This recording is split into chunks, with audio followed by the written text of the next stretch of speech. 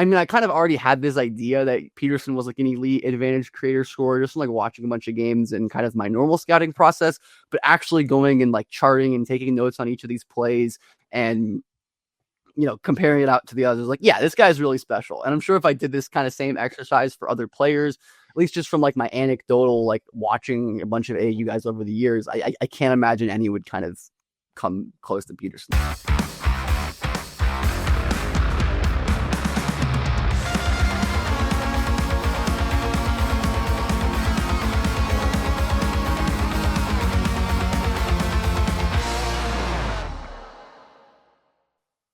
Pay heed all who enter and beware of this podcast. That's right. It says the Pay Heed podcast on the Kansas City Sports Network. I'm Nick Springer, and I'm here with Kevin Flaherty. We're brought to you by Emprise Bank, your partner in all things possible, member FDIC. Today, we're going to be spending some time talking some Kansas basketball because basketball season is rapidly approaching. And we also have a very special guest joining us later on the show, none other than Ben Pfeifer. He's an excellent college basketball, NBA draft, high school analyst. Very excited to hear some of his insights into Darryn Peterson, a player that he did some extensive research on, and a little bit more about Kansas as well with him. So stay tuned for that later on in the show. If you're not already, please go ahead and subscribe to the YouTube channel at Kansas Jayhawks KCSN. You can drop a comment. You can also like the show as well. So be sure to do that. All those things help us. And if you're an audio listener, you can absolutely subscribe wherever you listen, Apple, Spotify, and leave us a 5-star rating and review also. And you can find us on social media at PaidKCSN. Kevin Flaherty's at KFlahertyKCSN. I'm at Xperia29. So there's lots of different ways to connect with the show, join in on the conversation. And we are going to be talking to KU basketball today, but don't worry, we'll be talking more KU football as well later on in the week as we get ready for KU having a bye week and then into, in my opinion, the biggest game of the season, KU and K-State for the Sunflower Showdown. We've got some special things planned ahead of that game, so you'll definitely want to stay tuned for that. And as a reminder, after every KU football game and after select KU basketball games this upcoming fall and winter as well, we do our live shows live on our YouTube channel at Kansas Jayhawks KCSN. So I think win or lose, the KU K-State postgame show will be an interesting one where I will either want to jump off a cliff and Kevin may have to convince me not to, or there may be some major celebrations there. So you'll want to join us for that. But yeah, let's talk a little bit of KU basketball here. We're recording this on Monday afternoon. Earlier in the day on Monday, the first AP poll was released. Kansas comes in at 19 in the first AP poll of the season, of the preseason, I guess would be a better way to put it. So Kansas coming in at 19. First off, Kevin, before we kind of dive into a little bit more about that, too high, too low, just right? Is that a fair ranking, you think, for Kansas to start the year? It's probably a little lower than I would have guessed, but not by much, Nick. Honestly, I thought it would be like 12 to 15, maybe somewhere around in that range. And so you're not much lower than that point. And so I don't think it's something that you're looking at it and you're like, oh my God, they're sleeping on us. But I do think that it's maybe a little bit lower than I would have had them at. This is an interesting team, and I think one of the reasons why is the fact that they have NBA talent here, not just in Darryn Peterson, who we'll talk about quite a bit later, but Flory Badunga is a guy that has gotten, NBA attention and is going into that second year and can take a leap.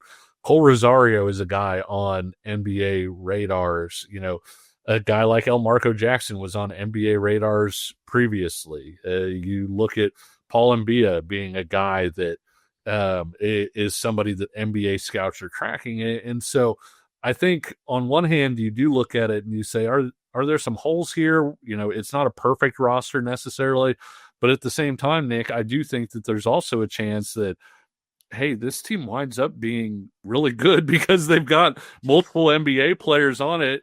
They're going to give the ball to those NBA players. And I do think that when you look at Melvin Council, when you look at Dawson, when you look at some of these guys, Trey White, around those guys, I think there's a chance that it could fit together really well as well. How about you? Like, where would you have probably had them?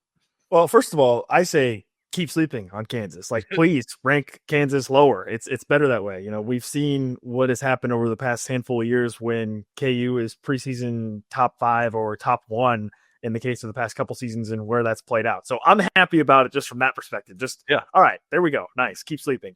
But yeah, I'm kind of with you. I suspected we would Kansas would be in the, maybe 15-ish range, maybe like 14 to 18-ish range, which they ended up at 19. So, yeah, I mean, I don't have a big problem with it. The other thing is, I'm not the type of guy that's just going to, grab my pitchfork and tiki torch and get mad about a preseason poll in this case before any of these teams even. No, you'll just get mad about all the towns that all of the different teams are located above KU are located at.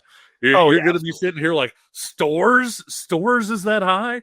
Yeah, I mean, well, don't even get me started on Ames because Iowa State happened to be ranked ahead of Kansas. But yeah, I mean, come on, man. What are we doing? Fayetteville? Unbelievable. What the? I mean, just ridiculous, man. So yeah, don't even get me started on that. But yeah, I mean, I'm okay with it. I think it's fair. Kansas. I mean, let's be honest. Kansas is kind of hitting the reset button. This is essentially a brand new team, right? They had that core of DeJuan Harris, KJ Adams, plus Hunter Dickinson for 2 seasons. They had, basically kind of the same players for the past 2 or 3, 4 years. And now they've essentially hit the reset button with what they've done in the transfer portal and obviously bringing in the number 1 player in the country in Darryn Peterson as well. So I think it's fair, right? I think it's fair to think that from a national perspective, you might look at Kansas and say, okay, well, they got a bunch of new pieces. Is it really going to work out? So maybe they won't be as good. But obviously, I think you and I feel a little bit differently based off of, kind of where how we think Kansas has built its roster. But I think, from a national perspective, it's probably pretty reasonable where Kansas ended up. When you look at the rest of the AP poll, the other Big 12 teams, by the way, you got Houston at 2, which I don't think should be that surprising. By the way, Purdue was number 1, but Houston was number 2.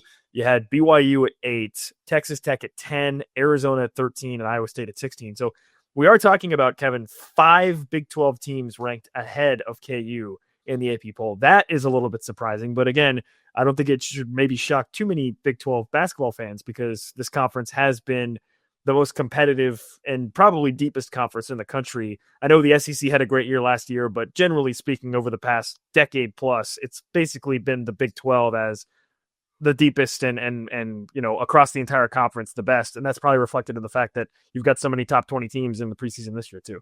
Yeah. 9 of the last 12 years, they've been the top conference on KenPom. And I think this year, the big 3, because, I mean, forget the ACC, right? And everything. Because it's really a power 3 now. If there goes all of our ACC listeners. There you go. That's that, and they were the ones keeping the show afloat. So yeah, but no, I think the Big 12, the SEC, and the Big 10 all had 6 schools apiece, and so kind of shows you the concentration of powers in college basketball right now. Now, when the Big 12 was at its most loaded, Nick, I'm not saying it wasn't strong at the top because it was, but the thing that made it so good was even the teams at the bottom of the league were pretty good. And I'm not sure that that's going to be the case this year. I think if the Big 12 wants to kind of quote unquote regain its supremacy, because last year it was very much SEC from a lot of people. If the Big 12 wants to reestablish itself and make it 10 of 13, that's going to be where the league, I think, is going to have to rise up, is going to be in that back half of the league. They're going to need to come up to where there aren't, bad teams in the conference this year. Because like you said, the top of the conference is absolutely loaded. You got 6 of the top 19 teams. Yeah, I mean, you expect Houston to be really good. BYU has AJ DeBounce, obviously, and they've got a really good roster on them as well. Tech, you expect to be good. Arizona, Iowa State, we'll kind of see where they're at. But yeah, it'll be a tough task for Kansas in the Big 12 this season, no question about it. Also, other notables in the top 25 in the AP, you have Louisville at 11. KU is going to play an exhibition on the road against Louisville next Friday, October 24th.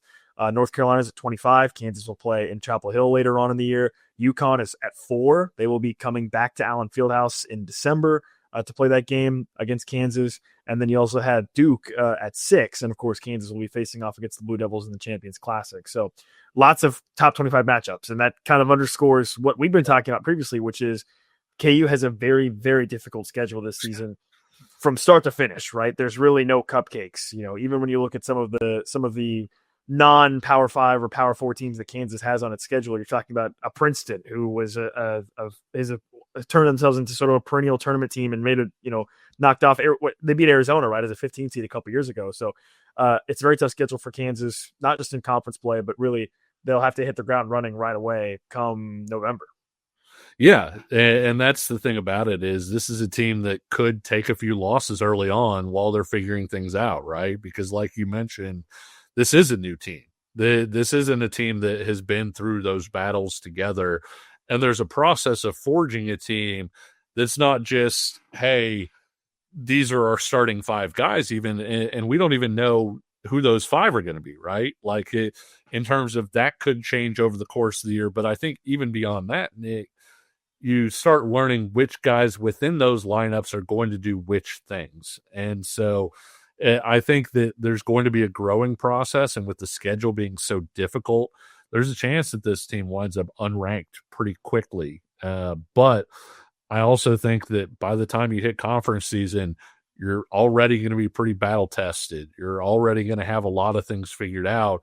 And by the time they get to March, I think this is a team that's capable of putting together a formula that makes them really, really tough to beat. Because I do think the defense is going to come together and be terrific. I do think that Darryn Peterson is maybe going to be the best player in the country and is going to help other players bring out the best in their offensive games as well. And so when you have that, when you have a team that, hey, maybe this is one of the best country's best defenses, and maybe you have one of the nation's best players, you can win games in March with that. And so this is a team that I think does have Final Four upside.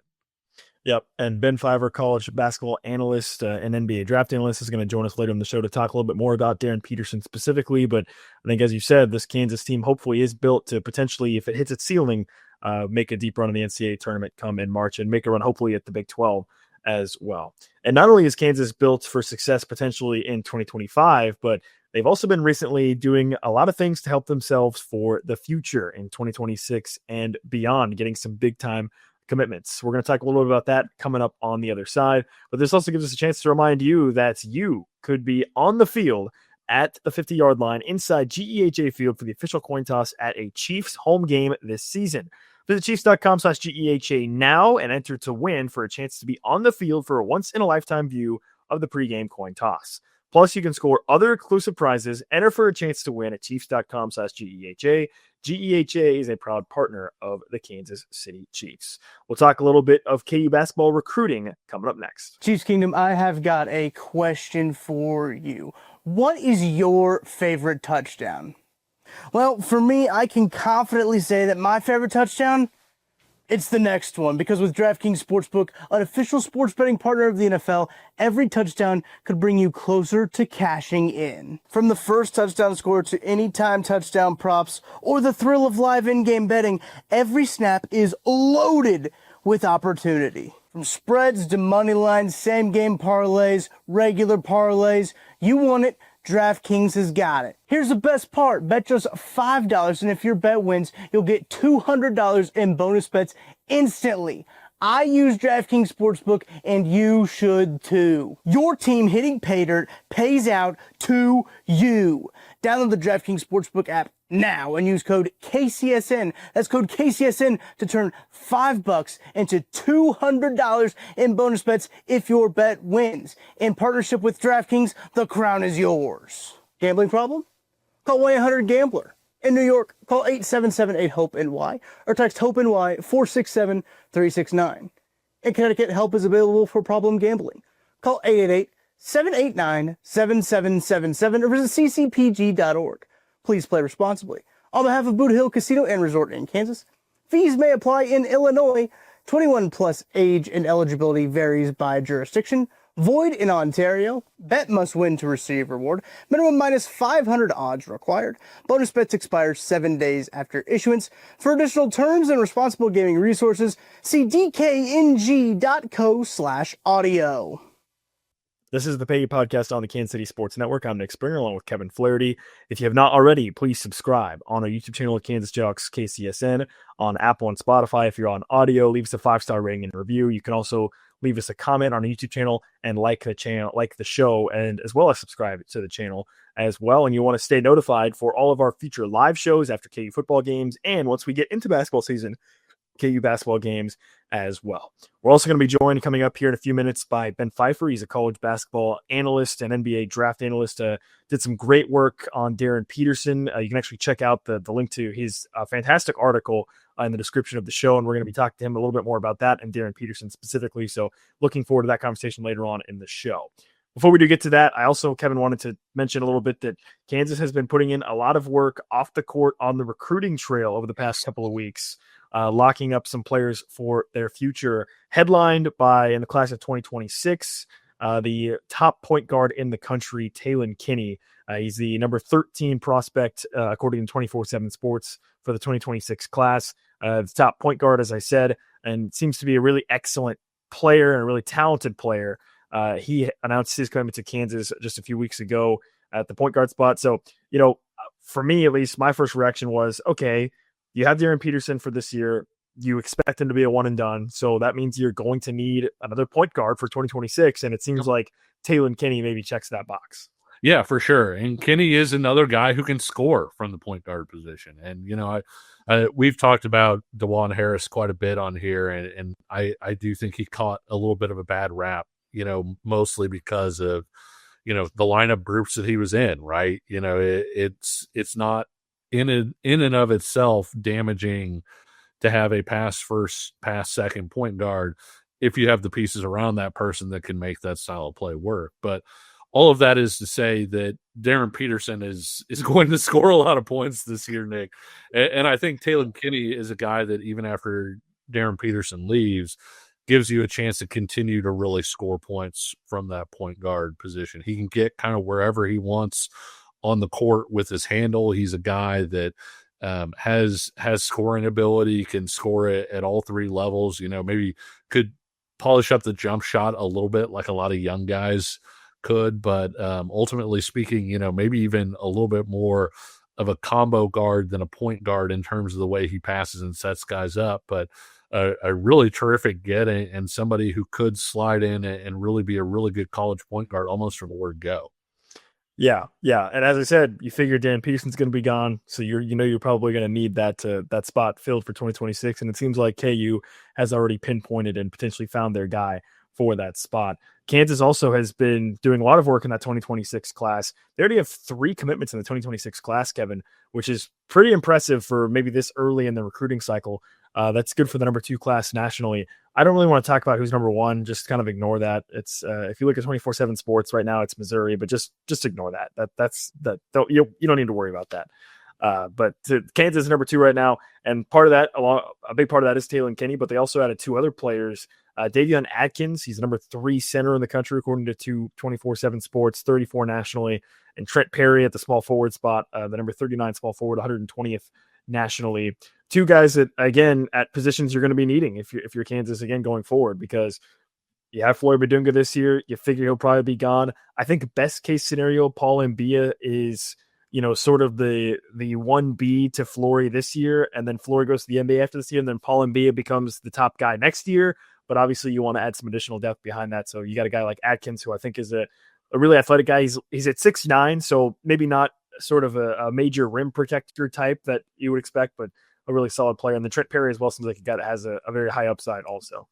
Yeah, Adkins is a guy that does have some length that makes him, play taller than he is. But when I called around asking about him, the comparison that I got is, every Houston big man ever, who basically just, Kelvin Sampson gets them to rebound like their hair is on fire, especially on the offensive glass. Adkins has a chance to be kind of that bouncy guy, a play finisher around the rim, be a guy that can give you something on the offensive glass. He's somebody that as he continues to find consistency, I think he's got even further up that his game can go. But I do think that's a fairly good comparison because Houston always has, kind of that 6'8", 6'9" guy who bounces and gets on the glass. And Trent Perry, Nick, is a guy that we know likes this archetype. He is a long, athletic wing that's going to be able to defend, do a lot of glue guy type of things. And so, those are the types of guys I know fans don't usually get excited about when they're in their class because they read them and they read the line non-shooter and they immediately throw up their hand. But you have to have those guys on your roster, right? You have to have guys like that who can change games with their athleticism, with their effort level. And I think Trent Perry has a chance to be a really good Jayhawk over the course of his entire career, especially if he sticks it out and continues to develop. Yeah, and by the way, I'll just throw this out there. We're talking about the class of 2026. We have seen many players. In fact, a player that's on Kansas' roster right now, his name is Cole Rosario, make significant jumps in rankings as they get evaluated. And if you're familiar with that, Kevin, where the evaluation process, it's not a constant thing, right? It's here he is, and then we'll reevaluate him again in X number of months. And then when that happens, there can be major changes in the rankings. So, just keep that in mind when we're talking about, especially this early. Yeah, it's funny you say that because I think a lot of people mistakenly thought that Ochai Abaji's ranking went up because he picked KU. And in actuality, it just overlapped with Ochai Abaji had a big senior year, and that next ranking window came after he had committed to KU. And so he was going to get the bump whether he picked KU or not based on that really terrific senior season. But it was one of those things where you did see him make a pretty substantial leap there. And so it'll be interesting to keep an eye on Adkins and Perry. And then, in 27, them getting Javon Bardwell, sounds like he could potentially, Nick, make his way into this 2026 class as well. He's like a sort of bouncy, wiry scoring wing is the way I would kind of describe him. And so you think about potentially pairing, a 6'6" guy like that with a Trent Perry, who's more of a, glue guy type guy, that could be a really good combo, even fairly early on at Kansas. Yeah, I'm glad you brought up Bardwell because he is also committed to Kansas. You said he's the number 6 small forward right now in the class of 2027. But as you alluded to, he seems like a guy that could potentially be a reclass candidate. So he's also going to be another name to know. Beyond that, I don't think Kansas might not be entirely done in 2026. Tyron Stokes is another name to watch. It's a big time commitment, one of the top players in the class. I know Kentucky, I think, is maybe a team to keep an eye on there as well for him. But Kansas doing a lot of work in the 2026 class, and a little bit of reckless speculation here, Kevin. But you think about some of the conversation around Bill Self and maybe what's the rest of his coaching career going to look like. Well, I mean, he's recruiting as if he's not going to slow down. So I'm just throwing that out there. I'm just saying. I don't know. We'll see one way or the other how things unfold, but that's something to keep in mind, I think, also. But speaking of this 2025 team, we have Darryn Peterson, again, the top player in the country, who is expected to make a major impact at KU. And let's go to a break, and then we'll be joined by Ben Pfeifer. He's a college basketball analyst, NBA draft analyst. He did some very unique research about Darryn Peterson specifically. So we'll talk about that and plenty more with Ben coming up next. My name is Terrell Jolly. A lot of people call me TJ, founder and CEO of Integrity Capital Management. So Integrity Capital Management originally started out as a property management firm, but we slowly transitioned to what is described as an incremental development firm that's focused on situational housing. I know most people say affordable, but we believe in creating housing for people that are actually in need and built to the end user. I believe everyone needs a home because when you have home, you have hope. The reality is that when you're building a business, one thing you don't think about is like what a true banking relationship means. And, I had the honor and privilege of meeting Debbie early on in my career when I was just trying to get going. And as a small business, it's really challenging at times because people don't understand the concept or not believe the longevity because you're just getting started. But Debbie was willing to take a chance on me, be patient with me. I almost look at it like a grassroots initiative. She's seen and believe what I'm about. Anybody that's really true about their business and want to get some things done, I would definitely trust hands down Enterprise because Deb's team, along with Aaron and Jackie and all the amazing people that work behind the scenes, even from the treasury side, I would say, hey, give them an opportunity because you won't be disappointed and you will actually be in hands that actually somebody care and that will see you from start to finish. This is the Paid Podcast on the Kansas City Sports Network, and as promised, we have a very special guest joining us. He's an analyst of college basketball, NBA draft, and high school basketball, Ben Pfeifer. Ben, welcome to the show. How you doing? Thanks for having me on, y'all. I'm excited to talk some hoops, talk some recruiting. Kansas has happened to land quite a few players I like over the last couple of years. which is always fun. But yeah. Well, none bigger than Darryn Peterson, obviously, who is on campus for Kansas and going to be playing for the Jayhawks this fall. Before we dive into more about that, I just kind of want to kind of ask you off the top about a little bit about your background and maybe what got you interested in doing some of this more advanced analytics and scouting that you've been doing. for sure, yeah, I've been doing scouting in some capacity for like 7-8 years at this point, since like 2018, 2019. That amount or another. But as I've gotten older and transitioned into, making this more of my career, I've wanted to get deeper into like analytics and charting and just seeing like, I love doing this stuff, just seeing how far I can push it and what kind of insights I can come up with. And I feel like, especially for like the college and draft space, there's kind of a gap for this kind of content that we see. Like there's so much good like analytical draft stuff with like football in college, and I feel like people want it for basketball, and it just kind of isn't out there. So yeah, that's definitely been a nice motivator over the last couple of years. Just like trying to make some unique content that I feel like maybe has like similar stuff has been done for like pro sports, pro basketball, but for college and high school, obviously it's like harder to get film and good stats and stuff than like NBA or even college. But I've been a fan of your work for a while. I think you're one of the best of kind of this next generation of scouting.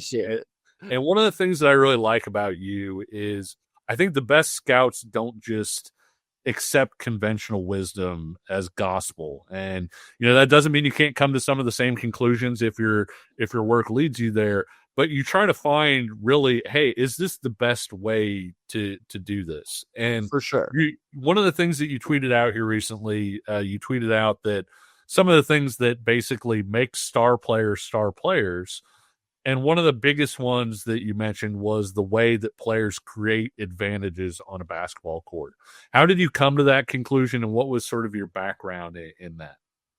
For sure. It's just one of the very like basic ways I view basketball, and something I've come to learn just through like the people I've interacted with and watching the game is just how important it is to be able to like create advantages on the basketball court, because the game of basketball is really a game of advantages, right? You're trying to get some kind of advantage on the defense as an offense, whether or not it's as an isolation player, trying to beat a guy off the dribble, or whether through schemes or through ball movement. So there's so many different ways to create advantages. But as I've kind of noticed and looked back at old drafts and watching stars when they were in college and watching guys who didn't end up working out, such a common thread, I think, is these players, especially at younger levels, who can easily create separation and easily create advantages for themselves and for the rest of their offense. I think a lot of the busts you'll see among these really high level or like highly regarded offensive players at lower levels is they're really relying on tough shot making. And that's just not something that's easily translatable to the league. Like, yes, a lot of the best stars in the league are tough shot makers, right? But it's really difficult to live that way. So yeah, I wanted to, and then with regards to advantage creation, right? Especially before the NBA level, like there's not like really good stats to track it in terms of like basic box score stuff. Like free throw rate is a pretty good and is a solid indicator. I look at like rim frequencies and like how often players can get to the rim and score in certain areas, but there really is no substitute to just like watching the film and doing your best to kind of figure out what's going on there. And that's what kind of led me to like what you mentioned, the advantage creation stuff I've done for like Darryn Peterson and the other guys. So yeah, I was going to mention that you wrote an excellent piece on basically the top 3 high school prospects coming into college this year, with highlighted by Darryn Peterson and Kim Boozer and AJ DeMesa. As it relates to Darryn Peterson specifically, what was it about him that most impressed you as you were going through and kind of charting what he could do on the court at that level?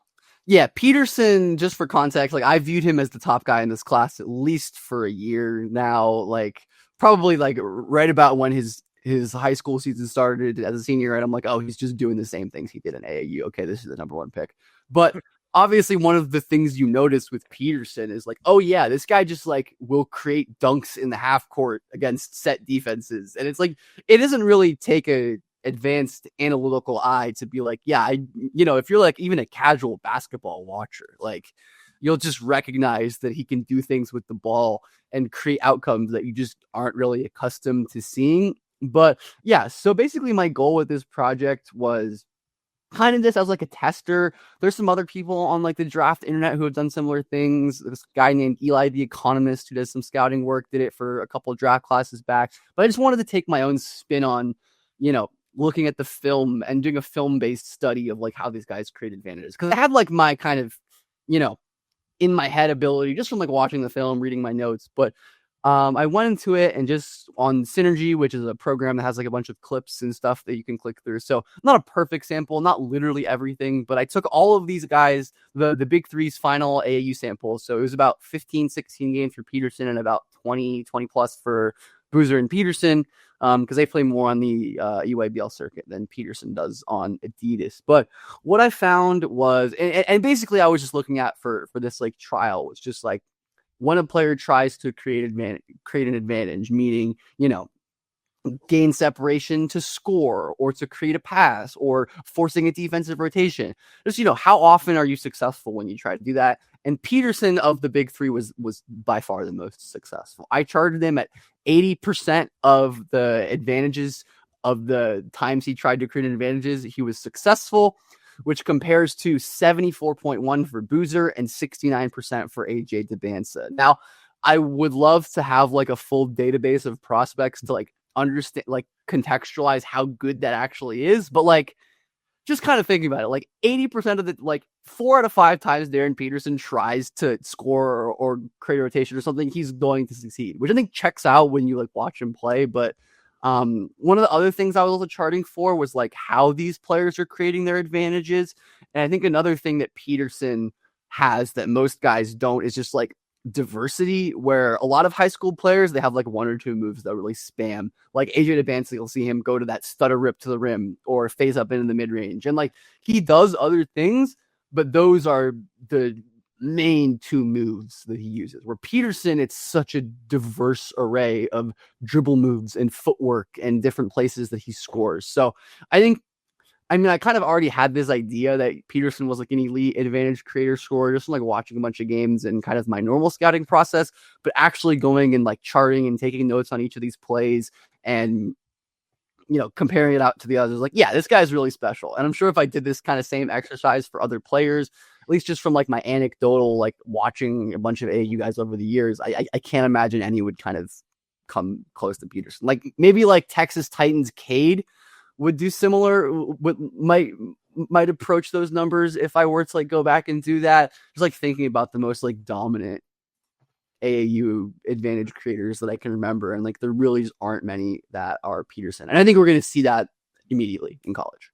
Yeah, Cade Cunningham was unbelievable out of high school and wound up being pretty good after too. But yeah, one of the things that you mentioned was the diversity part of it. And you kind of broke the different types of advantage creation out, in terms of, are you winning with strength? Are you winning in isolation? Are you winning in these different areas? And Peterson was the guy who kind of checked the most boxes in terms of being able to win the most ways. You're very familiar with KU and what KU wants to do with Bill Self as coach and the offense and everything. Was there one of those areas specifically where you snap your fingers, you're like, that will translate to Kansas, he's going to be able to win that way specifically quite a bit, and that's going to make him really effective in Lawrence?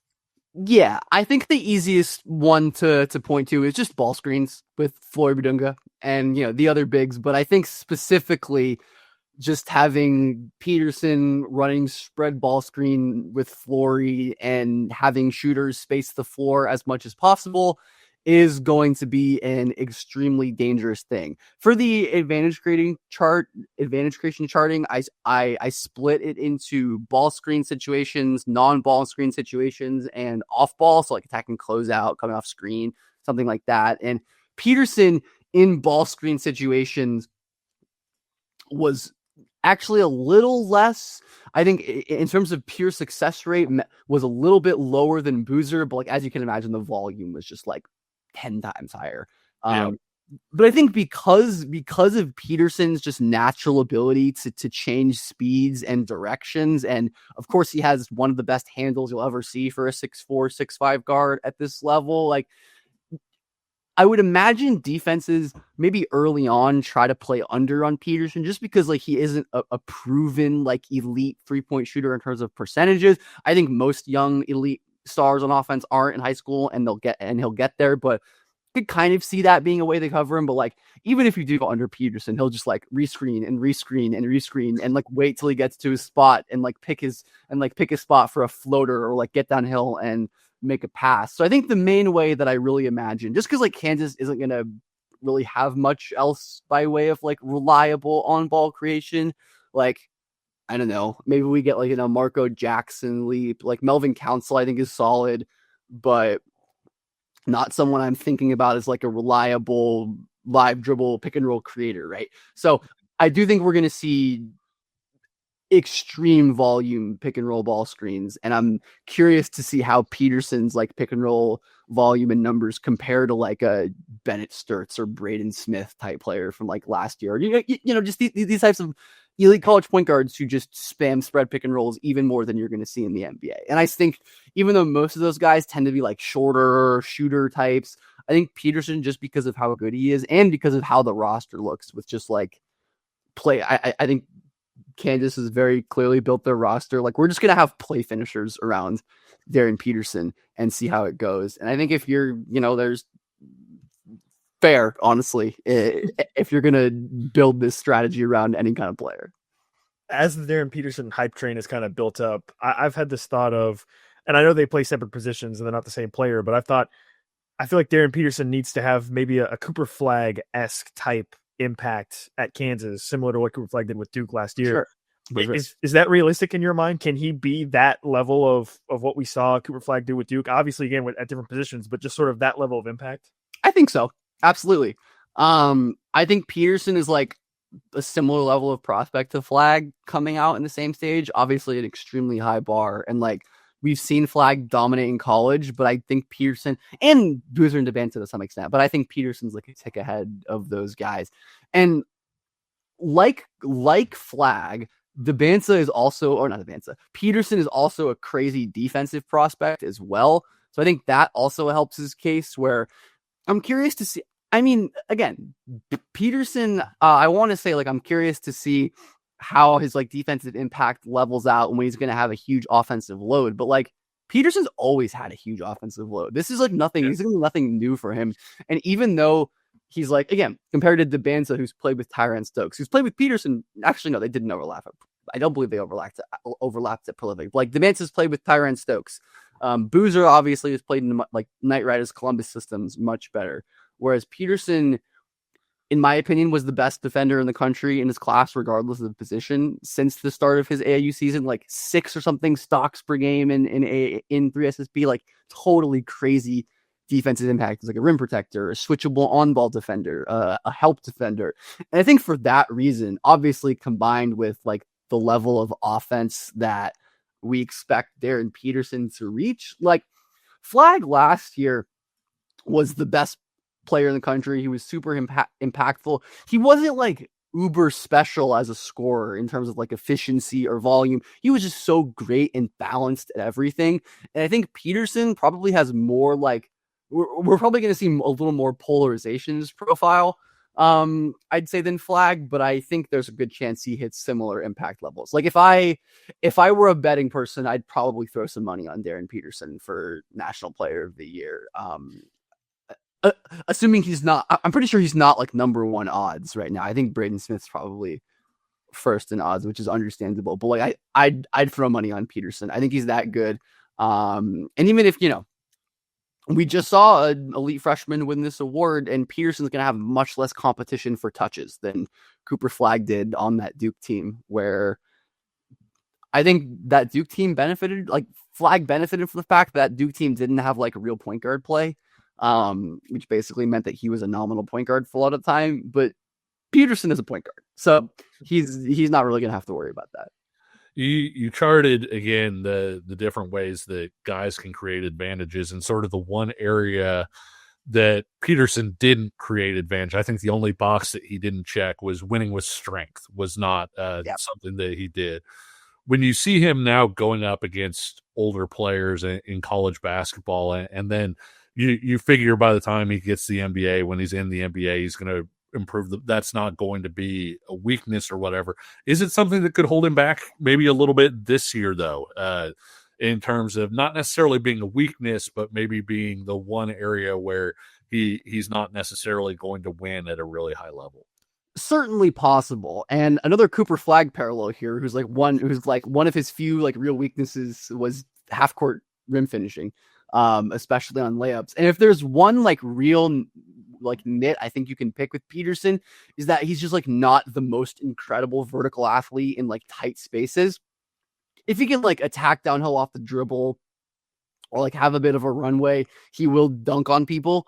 Like he had a couple crazy dunks in like games against Debansa this year. But if he like drives into traffic and has to like, oftentimes he'll try to like leap off 2 feet, hang in the air from like the free throw line and scoop in a shot. And like he can definitely make those shots, but it's a tough way to live for anyone. And like you said, strength creation was like the only real advantage. And I just for context, I broke down advantage creation into 6 tools that obviously overlap, but they were strength, change of direction, change of speed, handle, craft, which is like footwork and manipulation, and burst / first step. And like you said, the only one that Peterson wasn't really using was strength because he's just not that strong yet. But like you said, I'm not like long-term concerned because he's long. He has plenty of room to add muscle on his frame. I think he's definitely has more room to grow in terms of frame than like a Boozer, maybe even than a Debansa in some ways.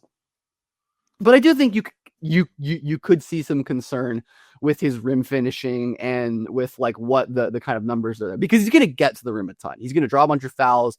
So we could also see those maybe deflated by the fact that he's going to be at the rim a lot. He's going to take a lot of shots there. And especially if maybe some of Kansas's role players aren't as effective on offense or don't hit the shooting outcomes they can, could maybe see some like inefficiency. Like Peterson was a good bit less efficient than Debansa and Boozer in college, but on like astronomically higher volume and usage. So I think all of like the kind of negatives we're going to see with Peterson that I would expect are probably going to stem from like the natural problems with being a 30 plus usage guy that I mean, I'd be shocked if he didn't hit that mark. For context, Flag was at 30.8% usage rate last year. And I think it would be genuinely stunning if Peterson didn't at least match that. The other kind of exciting thing is Peterson's going to get a chance to play against both Debansa and Boozer at the college level. So that would be something really cool to see. And we've already had so many amazing games between the 3 of those guys. So yeah, but that kind of leads me to this next question of it. And you touched on it a little bit earlier, but I just want to ask you flat out, like, in your eyes, how confident are you that Darryn Peterson will be the number 1 overall pick in the 2026 NBA draft? I'll say I'm like 60-40 right now. And I think that's just more to do with the potential of Boozer or Debansa, either of the two having just like incredible seasons as well, and a team preferring the bigger player. Like, I think, yeah, I'll say 60-40 for being the number 1 pick, but I would be very surprised. I don't know, very surprised. I'd be pretty surprised if Peterson didn't end up as my number 1 player by the end of the year. Like, of course, anything could happen. Maybe he disappoints in some ways, but like, yeah, I just have a hard. I'm about as confident.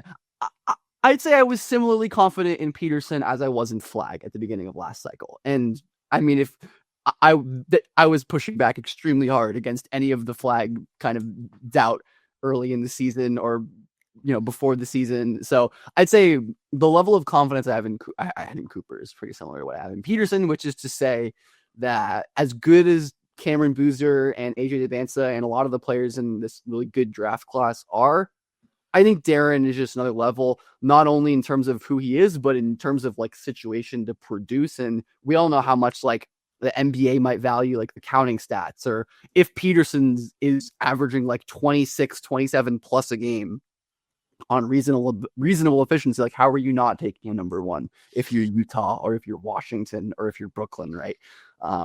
So, and again, anything could happen, but my confidence level on Peterson, I feel like my confidence level like for everyone outside of the top freshmen, I'm like, I feel like it's so hard to predict a lot of the times, even players who I think are really good in high school or AAU. But I think with these like really elite special guys, you know, I do think we can kind of predict with level of confidence that they're going to be really special in college.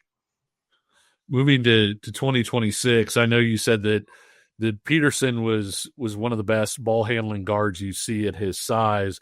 You had Taylor Kinney as maybe the best ball handler in that class and ranked him as the number 10 guy in that class.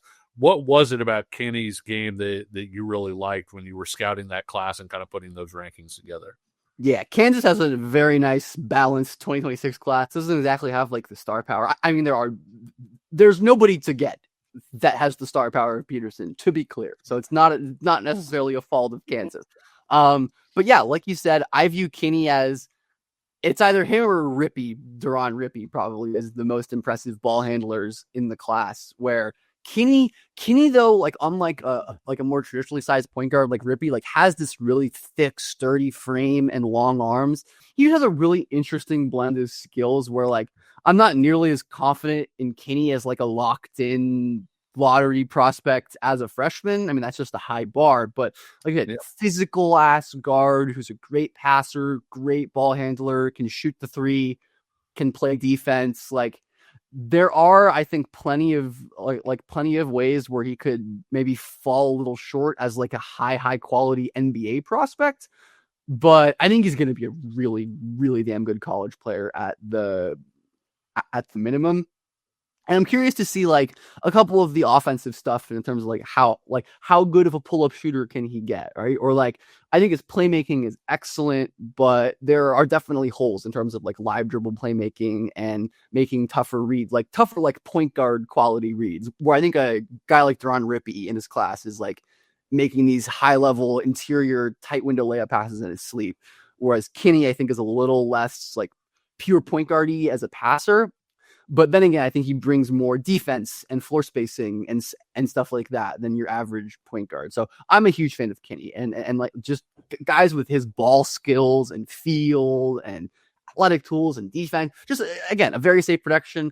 Also reasonably young as well. I think he's January 2008, so he'll be like normal age if he's one and done, like 19 and a half ish on draft night. But yeah, Kinney's an awesome player. I'm a big fan of him, and it was a great get for Kansas for sure. Well, Ben, we're big fans of you. Obviously, you've done some excellent research, and you do a great job. Give yourself some love here. Tell people where they can find your work. What's the best way to learn more about what you do and learn more about what you're doing? For sure. Really appreciate the love, y'all. Always enjoy coming on the pod, talking Kansas guys. I'm on Twitter at BJPF_. My YouTube is just my name, Ben Pfeifer. Pretty much everything I do, whether it's like writing, draft stuff, college, NBA. Pretty much just everything I do, I'll post on Twitter or YouTube. Also wanted to quickly shout out Cole Rosario, who I think is going to be sick this year. That's awesome. Well, we are excited for Cole. But a past stuff too. I remember you looking back at like Joel Embiid when you Kansas and sort of saying, "Hey, these are the things that we should have noticed about Joel Embiid and why he would be such a good player." That guy was crazy. That guy was ridiculous.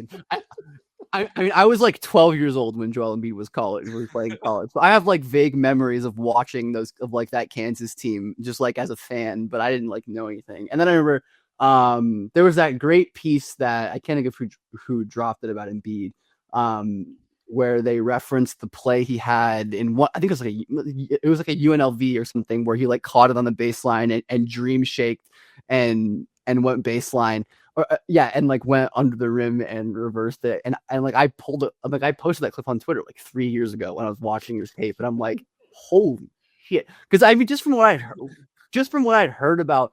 Like just from like what I'd heard about Embiid as a prospect, I figured we're just getting this very raw athletic player, which of course in some ways he was. I mean, he was every bit of the athlete at that stage. It's crazy to watch that guy move when he was 18 compared to what he is now.